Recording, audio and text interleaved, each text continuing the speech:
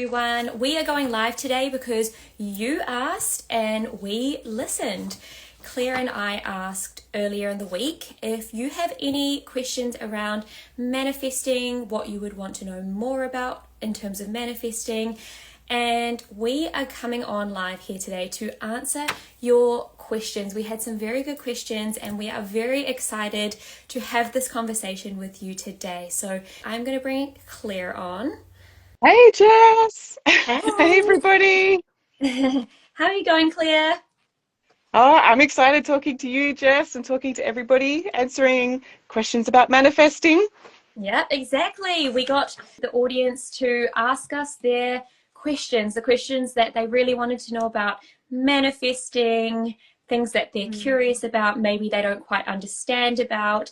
And, hey, we're here to answer those questions today. So, for the audience, I'm going to take on a bit of a role in your shoes. I am going to be asking the questions and we are going to have a full conversation. What we've noticed is there's a bit of a theme around the questions that you've asked. So, even if you're someone who didn't quite get your question in, this conversation is actually going to benefit you as well, because the steps that we will be talking about are going to relate to anything, any desire that you may have, any dream, any goal.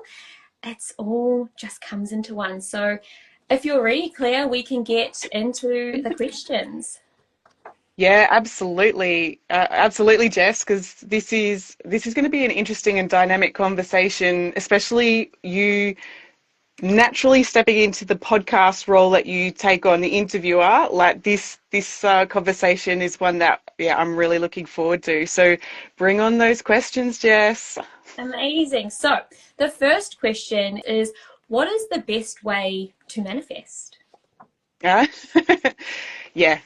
This is an important question because whether it's manifesting, stepping into coaching, creating your goals, hitting your targets, whatever word you want to describe it, you are where you are at the moment, and there's that intuitive craving to want more, to step into something new. So there's a gap between where you are and what you want to create, and the steps to be able to achieve that are actually the same. They're the same 8 steps, and that's exactly what I want to explore today, Jess, is to go through with the audience exactly what are the steps to manifest or to achieve your goals. Even if you even step into coaching, your coach will still take you through these exact steps. Because once you know these, then the tools are in your hand to really step into that power of making a shift, right?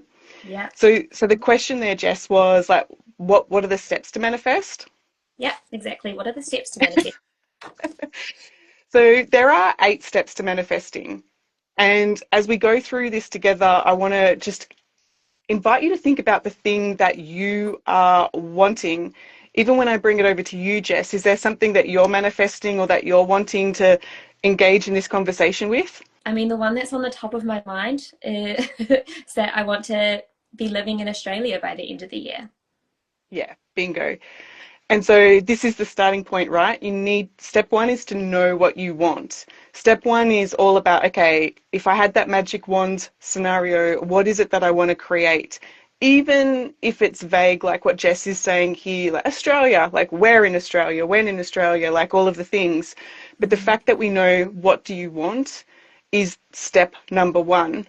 For me, in this example, I'm going to use the car, like a brand new car, because I think most people can relate to that, whether you're turning 18 and want to buy your first car, or you're my age and you want to level up and upgrade your car. Let's use the car as the example.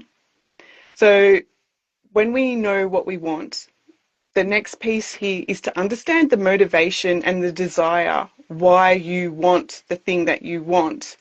When it comes to the car, we can think of that material thing outside of ourselves, and we may think about, okay, what's that motivation? Why do we want the thing that we want? Now, for me, in the past, when I wanted to manifest in a car, I wanted the black 4-wheel drive. To me, when I was in a toxic relationship, the black 4-wheel drive represented power, strength, security. And those were the things that I was actually missing within myself. So the car outside of me was that motivation, like that's what I want. I want to feel powerful, secure, safe, important, all the things. If I momentarily hand it over to you, Jess, when you think about Australia, is there a motivation? Is there something that you want from moving to Australia? Yeah, I was just having these thoughts as you were speaking as well. For me, I think it's all around, I really like newness. I like Mm, fresh starts. I like adventure. I like yeah. variety, flexibility, different. I feel like that's what I'm craving. Yeah. Yeah, so we can even hear in Jess's language, like there's that adventure, travel, variety, something new, something exciting. And so when we think about the position that you're currently in, we need, well, step three, I should say, is to recognize what's holding you back. So when you think about the current position, do you have that variety, Jess? Do you have that adventure and excitement and newness? Or is it like, yeah, it's not happening? Yeah, probably not happening. And when we take that back to the car example, when we think about, okay, the car, why do you want the car? Okay, to feel powerful, secure, all the things. Then what's actually holding you back? And you may notice that within your current environment or your current internal environment, there is a lack of feeling powerful, secure, or in Jess's world, the variety. Mm. So this is where we actually have to own it. We have to own those limitations, which we distract ourselves so much from avoiding our insecurities and limitations. We will get very, very busy, or we will distract ourselves helping somebody else. We will do a lot of different things to avoid those insecurities and those yuck feelings, because most people actually don't know how to work through those. And that's exactly why we're hosting this group, right, Jess, is to work through those, to give them the tools. Yeah, So 100%. so coming back to the steps, step four, to own it, to own that, okay, there's this current limitation within me. When we understand where that limitation is coming from, the narrative that we hear a lot is that it often comes back to childhood. But I want you to think about what you did in your childhood to belong and to gain approval and to gain that sense of safety. Who did you have to become to be able to, again, get that approval? Some of us became hardworking, took on the responsibility of everyone for everyone. Some of us became people pleasers where we adjusted who we were to keep the peace and to be agreeable.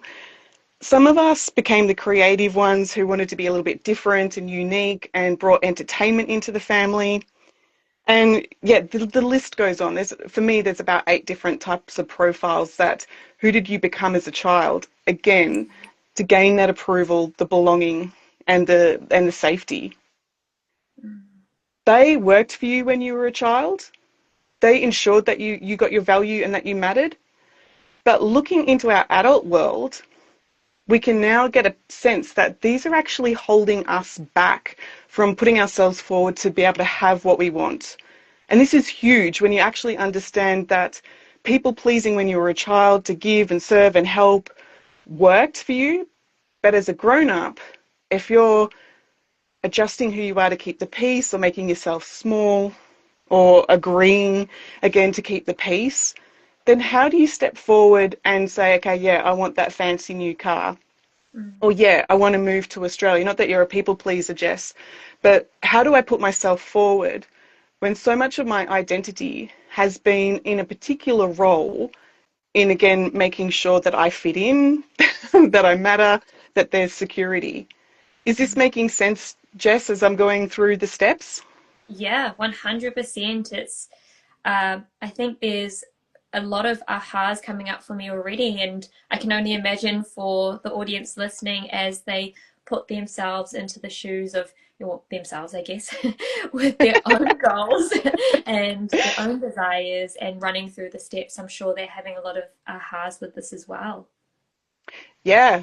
Well, that's hopefully, because my goal is to make this really simple and easy to understand, because then it's user friendly. Then it's like, okay, it's actionable. Instead of a whole lot of wishy-washy fancy words, I want to make this really easy for people to get that aha and make it actionable. Yeah. So going back to the original metaphor of wanting that brand new car, let's say, and thinking about, okay, that car represents that power or the security or feeling important, then we need to actually have a look at the programs from childhood, the beliefs, how you hold yourself back from being powerful, how you hold yourself back from being secure, making it about everybody else. How do you make yourself feel important when you've been in that role of, let's say, people pleaser? Because there's now a mismatch of energy of who you were, to be able to hand your power over to others, to know that you matter, versus stepping into that very important self-worth. So this is the work that needs to be done, because the way that things are currently set up is that your nervous system will detect a potential threat that if I buy that car, people might be jealous, people might, my anxiety may go up, like I may be dismissed, I may be excluded. So the nervous system is going to pick up on a potential threat if I go for the thing that I want.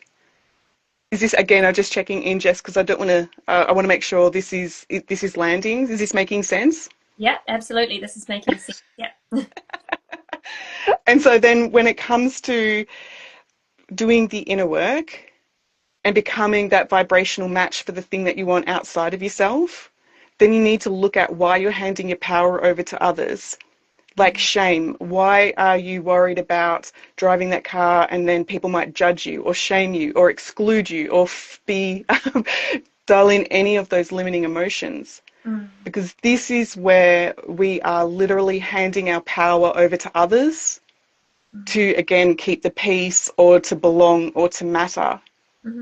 Once that inner work is done, which we see time and time again with our clients, right, Jess, is that they redefine what it means to belong, what it means to have that internal validation, what it means to feel that self-worth and that value within yourself. Because then when people try to push your buttons, you're neutral. It's like, okay, that's a bit interesting. I'm not going to take the bait. I'm not going to pull into your drama or your insecurities or be a pawn in what you're distracting yourself from. That's interesting that you're trying to push my buttons, but I'm not playing in that limitations anymore. If you want to come up and play with me at that higher frequency, like, let's get on board and have a deep conversation. Yeah. But there's the discipline in not dropping your energy into the fear and the scarcity and the lack and the worried about what people will say and everything that goes with it. Yeah. Because once you've got that healthy self-worth, you're not playing in a world where you want to bring people down or that you're caught in the trauma bonding or the drama or the chaos. You've got better things to do with your energy and your time. And so then that leads us now into, I can't keep up with what numbers we're up to, but that now leads us into step 5. Now, step 5 is really, really fascinating because it's about rehearsing having the thing that you want. So for you, Jess, it would be rehearsing head held high and feeling fabulous in Australia. And for me in this scenario, it'd be rehearsing what it would be like to drive that brand new car. Now, I want you to really explore this with me, because if you're rehearsing this new identity of what it's like to be a fancy new car owner, if you're playing into the new identity of that, this is now making that internal change in you. You are now allowing and accepting this new identity of you to step forward. And this is where that exciting energy starts to surge and you get really involved in the future you. So no matter what kind of environment you're in, you could be in that toxic relationship and still wanting that car. You're still stepping forward and head held high, rehearsing what it's like to be that new you. And then we lead into step 6, which is that weird, confusing step in manifesting where they say, okay, you've got to surrender it. You just got to surrender it. You've got to let it go. When you understand that the rehearsing has been your identity of that future you don't need the car. You're not in that scarcity of, I need that thing to feel powerful anymore. You're actually feeling powerful in yourself, that security, whatever else that you wanted. And so the surrender is actually, whether it's this car, that car, or however it shows up, I'm ready to receive. Because again, you're not controlling and holding on to, again, the need for it to show up the way you need it to be. Mm. Then step 7 is taking the appropriate actions. It's like, okay, cool. Like, I'm feeling really good, confident, secure in myself to sell the current car, get the loan if you need it, take action with test driving the new cars.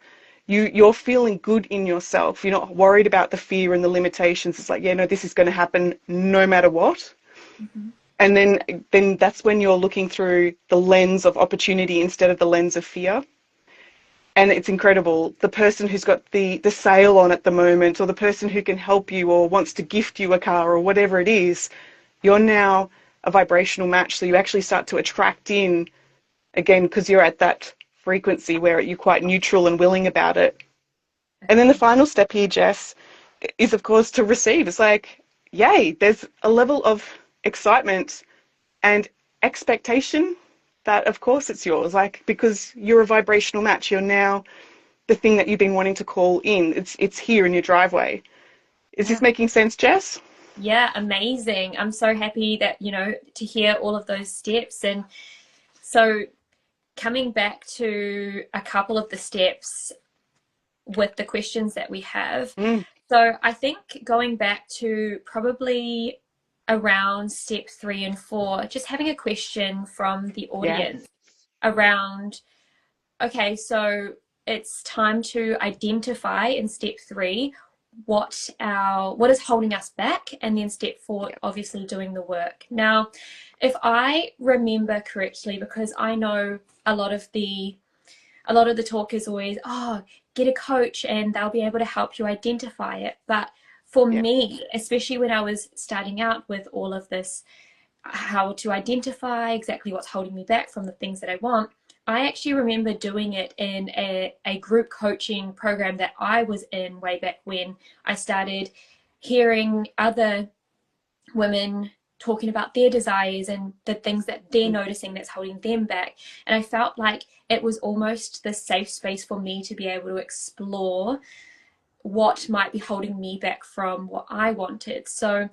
the question, I guess, is around, what are some of the ways that we, or maybe it's even questions that we can ask ourselves to start to identify some of the things that are holding us back? Oh, so when you were saying, like, coming back to like step 3 to identify what's holding you back, one of the best questions to ask yourself, instead of a car, instead of Australia, is there another quick example that we can think of, Jess? Maybe a house or travel or a job or something? Yeah. Let's go with job, actually. If there's a new role or a job that you're after, or a promotion that you're after, and it's like, yeah, I would really like to have that, then one of the best questions to ask yourself to inquire about what's holding you back is to actually say, what's the worst thing about having that new job? And your unconscious mind is actually going to start to bring up the limitations that have been holding you back. And it will still come back to, gosh, what will people think of me? Oh, the extra hard work. I don't like responsibility. What if I can't do the job? And now you or your coach now has a list of all of the insecurities that need to be worked through. So it's really that one question is like, okay, what's the worst thing about having that thing? I know for myself recently, doing a lot more public speaking, and I knew that I needed a big goal that would override the fear and the insecurities. Like, okay, make the big goal, what do you want? Okay, I want that trophy. And then, okay, well, what's the worst thing about that trophy? And it's like, oh gosh, will I look like a snob? Will I blah, blah, blah? Like, whatever was coming up, like, what will people think of me? And then I had to do the work to say, okay, is that true? And those people who may judge like that, why am I following their rules? Why are they still coming to my table? And then questioning, who were the people to actually celebrate that achievement with, right? Which I messaged you, I was like, Jess won the trophy. And you were like, yes. 100%. I was jumping up and down. I was genuinely like smiling from ear to ear. It's so much fun hearing or being able to celebrate with other people as well through, you know, the journey of all of these steps that they take towards their desires. And it's just that inspired me to start thinking like, what are the goals that I have? You know, what am I doing? What step am I up to in the goals that I have? So yeah, very, very cool. And I love, yeah, it's just fun celebrating with people and seeing people win, isn't it? Yeah, and having the discernment to celebrate with the people who are not competitive, who want the best for you. And it's like, yeah, let's celebrate and lift each other up. And I always found that if I'm in a room of people, like-minded people that see the win in you, then it's like, yeah, this is possible for me too. So it's just this elevation of energy. Yeah, I totally agree. Definitely have felt that so many times in the group coaching programs that I've been in. Coming over to step number 5, I think it was with the rehearsing. So Yeah. we had a question around pretty much this rehearsing, this step. So Yeah. how do I embody the quote unquote future me when my current environment doesn't quite support that yet? Yeah, that's question that came in. I've been reflecting on that one because I want to be able to provide an easy way to understand that. Mm. The Listen, I've been there and I've done that, and I know I've shared this story a few times. Again, when I was in that toxic relationship and things were going well and truly downhill, I was in that environment where everything was against me stepping forward and being up on stage. Everything was against me. It was like, stay home, isolate, be as small as you can, don't ask for what you want, all of the different things. There was one particular day where I drove to a forest up in Mount Dandenong, and I felt my whole body just finally relax, and I didn't know what relaxation had felt like for years. Mm. I saw a white feather, I picked it up, I took a photo of that forest, and I brought it home to, well, back to that toxic home. And it was on my vision wall, because if you opened up my like cupboards, there were all of the things that were inspiring me, that's what I wanted. And similar to what I was explaining with the car, rehearsing what it's like to actually have that relaxation in the body, to have that freedom, because that's what it meant for me, that relief, Mm. even the security of, I find it so secure to be in the forest where there's just this supportive growing energy. And wouldn't you know it, took a couple of years, but I manifested a home that I've paid for, and it is just a walking distance to that forest. So for that person who's asking, okay, how do I embody that if it's not here yet? Get clear on what you want, and then work through the limitations where your current identity doesn't match up to that future identity. It Mm. can be as simple as noticing that future you, that successful you, doesn't bite their nails anymore. It's like stepping into them. I had a particular client where she looked, we did a particular process. She looked into the future version of her, and she was wearing a dress, and she said, okay, whoopie do. And I said, no, no, no, no. The particular goals that you've set to work in property investment and things where it's quite masculine, where you may have expected yourself to wear a suit and be quite more on that masculine side, your intuition is telling you to hold on to that feminine strength, the power, the dress, whatever it meant to her. And so Mm. she could start actioning that now, is to embody that feminine strength, head held high, not biting your nails anymore, Mm. showing up the way that she would expect herself to show up. And it Mm. may not have been, with family or with friends, but it was definitely in those moments when she was driving to work. In her mind, she was driving to her her new job in the future. Do you want to add anything to that, Jess? Yeah, I'm I'm hearing that, and what's going through my mind as I hear that was I'm thinking about, you know, let's just say you are envisioning that future you, and even just like you say, getting used to the environment, what's actually happening around you, what you're wearing, and really understanding that. for some reason, I'm thinking around realizing that, okay, well, perhaps in this environment, in this new environment, as this new version of you, there's just a lot of clarity, a lot of peace, a lot of calmness. When if you were to, I'm thinking about step 3, finding those things that are holding you back. Perhaps what you notice that's different about that future you vision is that in your current life, there might be quite a lot of judgment going around, that you feel those sorts of things. And that's kind of what's the gap or the bridge between you and that feeling of calmness, that peace, that just, yeah, bliss. So perhaps from step 3, that's where you figure out, you know, okay, this is what's holding me back. What are the actual judgments that are triggering me a little bit?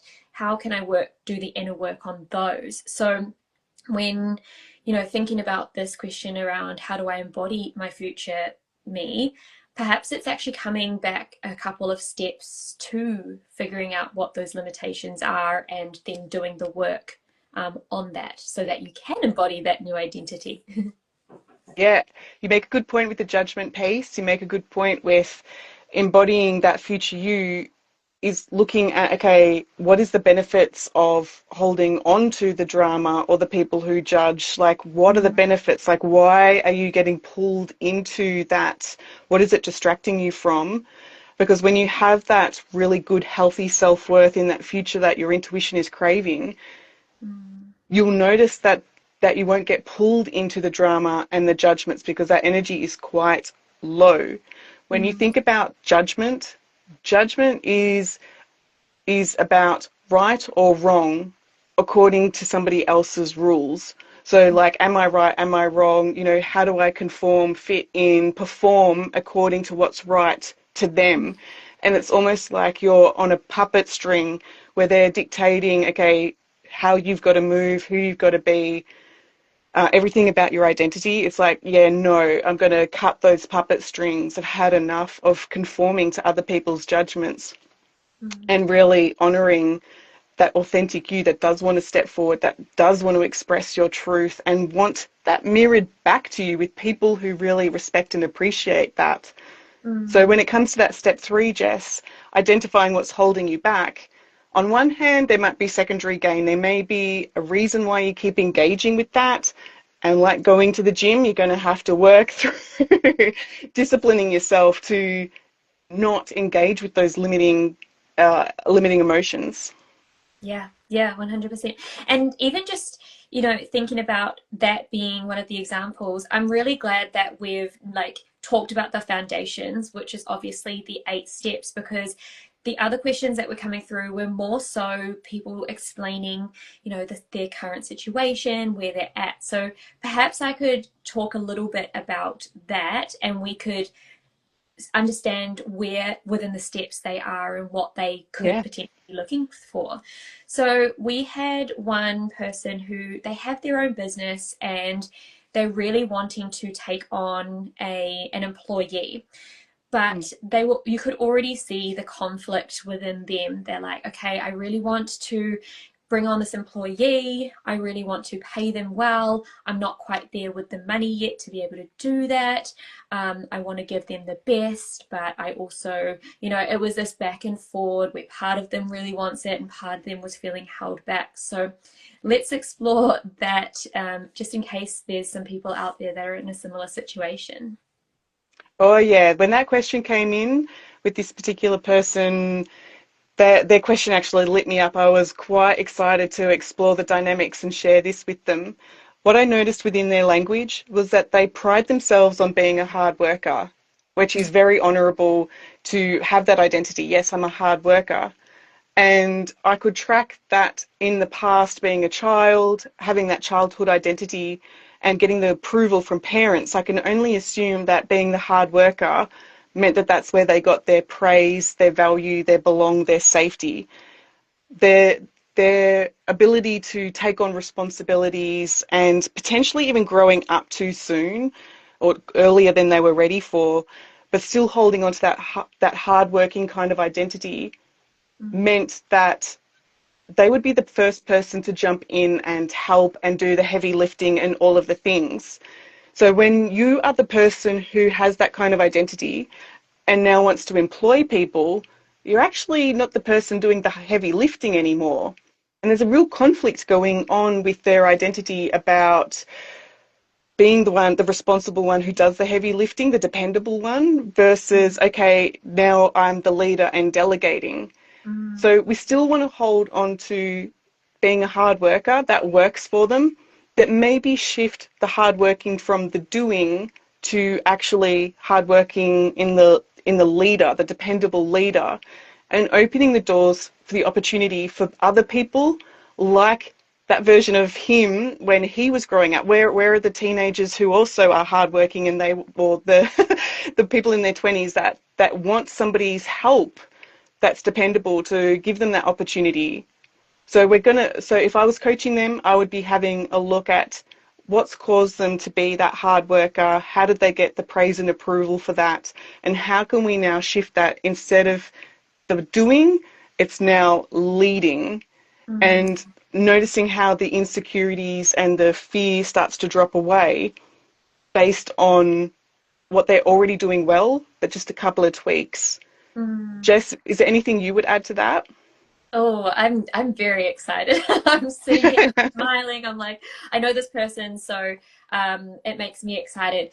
No, you know what? Like that, it sounds perfect. It's those small tweaks, realizing that you still get to take on or keep the parts of you that you really value, that hardworking part of you, and then be able to slightly shift that into becoming the leader rather than the one doing the physical work or however it goes. So that's super exciting, and it sounds, yeah, really, really fun.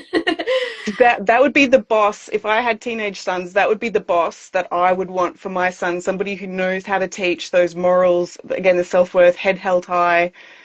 You know, this is how you bypass the aches and the pains of the body. It's like, no, this is how you get stuff done. And let me teach you life skills and responsibility. Like, they're the person that I would want to be a teacher for my children. So yes, hold on to all of the good things, but then take away or work through the motivation, work through the limiting motivation of willpower to be dependable versus just stepping into that leadership. Absolutely love it.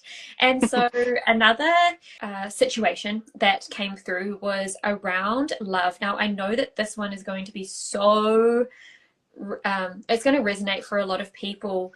You know, this person is in a situation where they are manifesting. They're manifesting small things, big things. They're like doing so well. They're working. They're doing all of the work in step 3 and 4, all of the steps actually.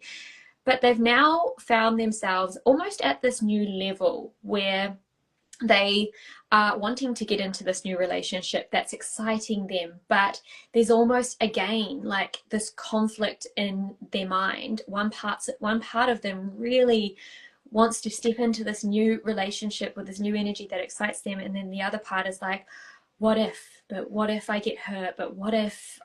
What if? So yeah, let's talk about that situation because I know that will resonate with a lot of people. Yeah, yeah. Let's play in the love. Let's play the love energy, Jess. Okay, so this is again really impressive that this person is building the belief that yes, manifesting, creating your goals absolutely works. If you can manifest in, the puzzle piece on the ground, you can manifest in your heart's desire. But my question to this person is, who are they performing? Like, what character are they performing when they step into that love dynamic? So if I take this one step further, I can only imagine that somebody who's working through trust issues and being hurt in the past may have that cliche type of thing where parents got divorced or dad walked out or something there where her nervous system is detecting, okay, they may leave, there may be abandonment side of things. So that's still sitting there at the surface. So that tells me that if somebody's had that level of abandonment, they learnt throughout childhood how to perform, whether it's again, people pleasing or being the entertainer or being the creative one, somehow they are not noticing that they're shifting their identity or shifting who they are to perform, to make sure the other person stays, to make sure that they don't leave. And so they're all actions based on insecurity, not the way that I would want them to be, with that authentic, this is me, take it or leave it. If you don't like it, thank you, but what I want for myself is so much more important than compromising too much, because I'll only resent you in the future if I compromise and change who I am.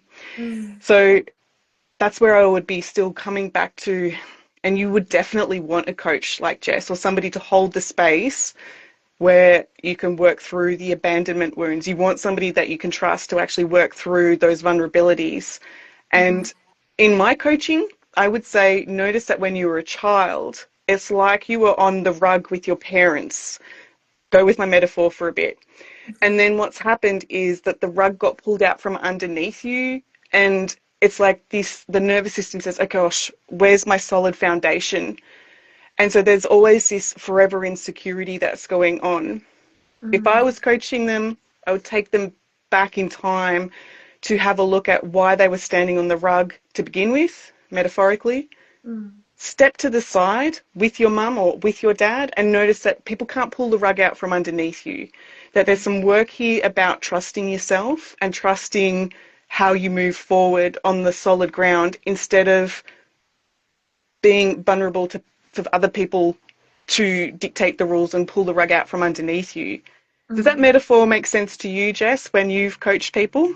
Yeah, absolutely. I love that metaphor as well. It's like stepping off that rug, standing on the solid ground, that solid ground being the foundation, and the foundation being you knowing that everything outside of you is a bonus, but everything inside you comes from that work that you've done, or that internal work to know, like, this is who I am, this is what I deserve, this is what I want. And, you know, especially when you have that foundation, that is when you will be attracting in those people that will definitely align with your vision. So I think that, because you're not wearing a mask anymore. They can actually connect in with you. You're not performing anymore. They can actually connect into the true, authentic you. And they can call you out on your BS, and they can have a laugh, and they can, you know, do all of the things because it's you, and you trust the core and the support version of you that, you know, that person can mutually lean on each other. yeah. Yeah, it's absolutely wonderful when you notice that somebody's not performing anymore to have fake people in their world. I've definitely seen that in clients where they give, and then they wonder, like, why isn't anybody giving back to me? And it's like, because you've deliberately, like, performed and put up these walls and masks. They don't know who you are to give to. Yeah. Okay, and the last scenario was around someone really wanting to, they're in the current job that they're in, but within the next year or so, whatever time frame they have, they are really wanting to step into their own creative idea, their own creative business. And this was around music. So it's really it's really around the steps in doing that, which I think we've covered. But was there anything else for that scenario, that creative scenario there? Oh, the creative one. Yeah, I can play in the creative world, Jess. I knew this, you would love this one, that you being so creative and with the art and everything. Oh, yeah. Oh, the creative people, you're my people. This is where we think a little differently and then tap into solutions left of center. So, okay, so then we've got somebody who has probably been told, you know, on one hand, the normal people, sorry guys, but the humans, you know, you've got to work 9 to 5 and do all the things. Their creativity will question that. It's like oil and water. It's like, why are we working 9 to 5? This does not make sense with the way that my brain works. Now, they may have found in their childhood that they got their sense of approval and attention and belonging from, whether it's music or artwork, of like, oh, wow, like, look at that. And so the more they could be either misunderstood or the more creative they could be, that's where they got their sense of identity and their belonging. When we think about being an adult in this human world and now we have to pay the bills and do the money and all of the things, there's a bit of a conflict going on with following everybody else, 9 to 5, how do I make money? And then how do I have my creative expression? The creative people tend to avoid numbers like the plague, like they don't want to switch on that logical part of their brain. So when it comes to setting goals, okay, how much money do you need to have that creative job? All of it, anyway, I'm going way too much detail. What this particular person what I would have them work through is to know exactly what they want, that magic wand scenario of the music that they want to play, how they want to inspire people with their music, what message do they want to share with their music, what do they want to share with their audience, and why do they want that? Oh, full body tingles, we're onto something, guys. And then what I would do with them is to work through what's been holding them back. The judgments of other people saying, no, you need the secure job, other people's projections of the fear of whatever the fear is going on there. I can pick up on it, but I'm not articulating it well. When you think about those parents that, you have to go to school and you have to get a good job and all of the things, there's a bit of there's your parents' insecurity when it comes to stepping into that creative space. And that has to get undone for you to be able to again, have that value, that approval, that trust in yourself. You're making this happen. You're allowing in those collaborative relationships that see the vision that you've got for your future, and less about parents' insecurity, less about the judgment, less about, worrying if you can make it happen, and more into that, I get all excited. All of that, or stepping into that vision that they've got for themselves about what the inspiration that they want to provide to people. So it really is dialing that up and then dialing down the fear, because I do know that when you radiate that kind of passion and enthusiasm, that's magnetic. People want that. People, yeah. Anyway, I'll dial down my energy, Jess. No, we're here to elevate. We're elevating. We're all elevating with you. I love this. What I'm hearing is similar to what we were speaking about earlier, is in the example of the person who values hard work and just switching over the hard work. You don't have to let it go, but it's switching it in or shifting it into something that helps you to move forward in that leadership role. So I feel like this as well, especially when it comes to the value of everything that we speak about in step 2. Why do you want it? What's your deeper why? Really tapping into that deeper why. These are all the things that you value. So it's allowing you to, or your energy to elevate with that and drive you, rather than being driven by the fears of the judgment. I know that judgment, especially in this area, especially in this situation, is a big thing. But just finding the things that you value that really, really drive you and really focusing on them, allowing them to take you on that ride. I really, really love that answer, and same. I get super excited about all of these examples, because it's so much fun knowing that there are people out there that are just so committed and keen to step into the future version of them, and it's all fun and games, isn't it, this manifesting game? It is. The other side of things to keep in mind is if you're manifesting in the steps now, if you're manifesting in okay, how do I do it? Enough of the meditation. I'm never ever going to tell my clients to meditate. Not that I have a judgment on that, but it's just if you want the steps to make things happen, then get the steps, like baking a cake. Get the ingredients, get the steps, and make the cake that you want, instead of all of this trial and error, except for those creative people no, let's throw in all the ingredients. But once you've got the steps to that work, that have been proven to work, then it just makes sense to implement that. And that's where both Jess and I are trained in NLP, neuro-linguistic programming, and that's actually about studying excellence. So this is actually studying how people got out of depression or how people created their success, and being able to teach people those steps, like how to have what you want. And so that's where I get really passionate to understand, okay, what is motivating you to stay the same versus stepping into that new you? Because life is short. Like, it's like, let's get the steps and elevate, as you Yeah, said there, Jess. absolutely. And you know what? Like I feel like a lot of people understand steps 1 and 2 more. Like it's a lot easier to just be Mm. able to be like, yeah, you know what? This is what I want, and then be able to feel into the why. Not everyone does it, but they understand it more. I feel like the part where people start to put the brakes on is when it comes to steps 3 and 4. And this is exactly why we have created Elevate and Evolve as well, because like you say, we both do this with our clients. We understand exactly how to, yeah, guide you to finding those steps, but also in a group capacity, being able to share that experience with everyone, be able to get that support.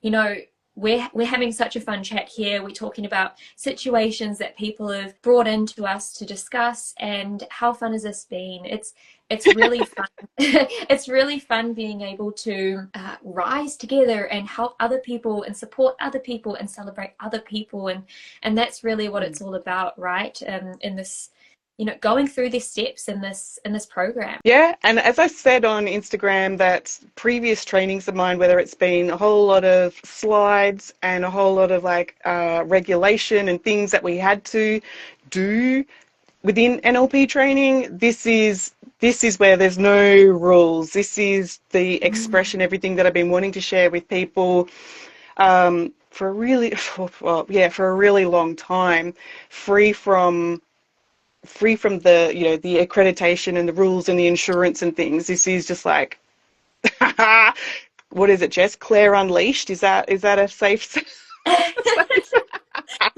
We're unleashing Claire. All the things that I've been wanting to say but I couldn't say before. I was like, yeah, no, that one's BS, but let's do this one. Oh, I love that. Yeah.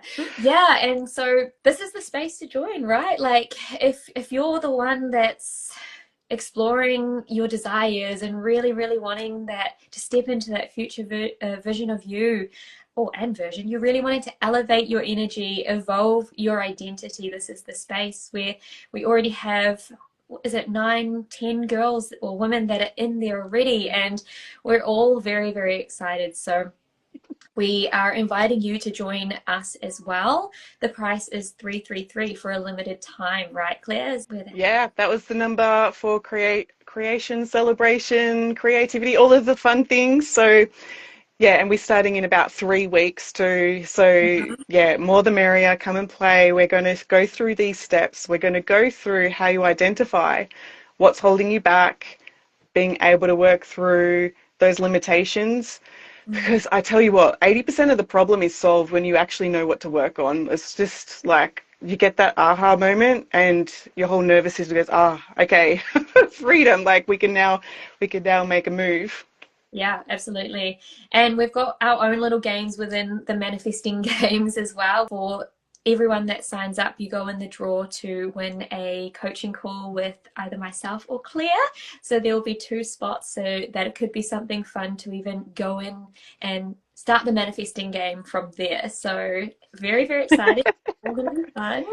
And I'm going to release these steps, the 8 steps that we spoke about today. I'm going to create a PDF and I'll have that on my bio link somewhere soon. Give me tonight or give me tomorrow, and those are there free for everybody to grab hold of. If you come into the training, then yes, we have the 70-page manual and all of the detail. But for those people who are curious, yeah, I'm more than happy to provide those 8 steps free as a PDF. Coming soon. Just give me 24 hours and I'll get it up. Amazing. We're very, very excited about that, and thank you for that. Yeah, just checking in. Is there anything else for this live, Claire, that you can think of? Oh no, I'm just so grateful for people to listen in, and hopefully that it's even just sparked a bit of excitement about the potential and what's to come and stepping into that new identity, because here you and I are doing this, Jess, stepping into collaborative co-hosts and making it happen. Yeah, 100%. Super excited to receive and celebrate all together. Yay. All All right, I'll right. see you this time next week for the next live. Yes, we'll be going live again this time next week. All right. Bye, guys. Bye.